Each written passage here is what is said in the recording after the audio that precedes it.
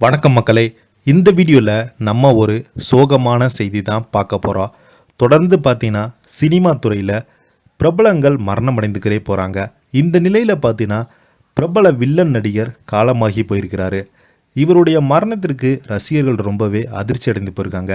யார் அந்த பிரபலம், அவருக்கு என்னாச்சு, அவர் எப்படி இறந்து போனார்னு இந்த வீடியோவில் விரிவாக பார்த்து தெரிஞ்சுக்கலாம். அதுக்கு முன்னாடி முதன்முறையாக நம்ம சேனலை ஃபஸ்ட் டைம் பார்க்குறீங்கன்னா சப்ஸ்கிரைப் பண்ணாதவங்களாம் சப்ஸ்கிரைப் பண்ணிக்கோங்க.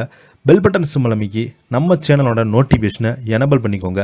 நாங்கள் போடுற வீடியோ எல்லாமே உங்களுக்கு உடனுக்குடனே வந்து சேரும். வாங்க என்ன தகவல்னு இந்த வீடியோவில் பார்க்கலாம். பிரபல வில்லன் நடிகர் திடீரென காலமாகி போயிருக்கிறாரு. அதிர்ச்சியில் ரசிகர்கள். சமீப காலமாக இந்த 2024 முக்கியமான நிறைய திரைப்பிரபலங்களை நம்ம வரிசையாக இழந்துக்கிட்டே வரோம். குறிப்பாக சொல்ல போனோம்னா டேனியல் பாலாஜி அவர்கள் வில்லன் கதாபாத்திரத்தில் கலைக்கு மிகப்பெரிய ஒரு இடத்தை பிடித்தவர் தான் டேனியல் பாலாஜி அவர்கள். சமீப காலத்துக்கு முன்னாடி மாரடைப்பின் காரணமாக இறந்து போனது. இவருடைய மரணத்திற்கு பல்வேறு திரையுலகை சேர்ந்தவங்க அஞ்சலி செலுத்தினாங்க.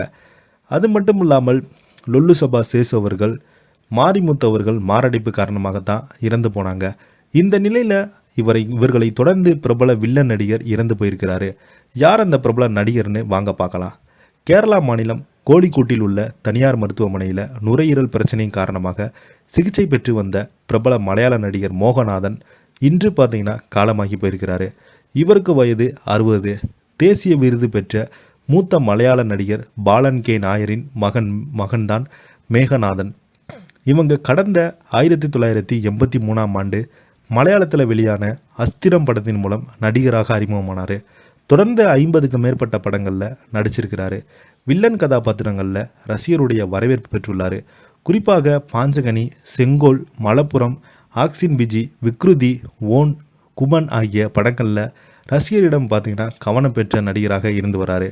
இந்த நிலையில் நுரையீரல் தொடர்பான பிரச்சனையின் காரணமாக கோழிக்கோட்டில் உள்ள தனியார் மருத்துவமனையில் சிகிச்சைக்காக அனுமதிக்கப்பட்டார். தொடர்ந்து அவருக்கு சிகிச்சை அளிக்கப்பட்டு வந்த நிலையில் இன்று சிகிச்சை பலனளிக்காமல் உயிரிழந்து போயிருக்கிறாரு. அவரது மறைவுக்கு மலையாள திரையுலகின் இரங்கல் தெரிவித்து வராங்க.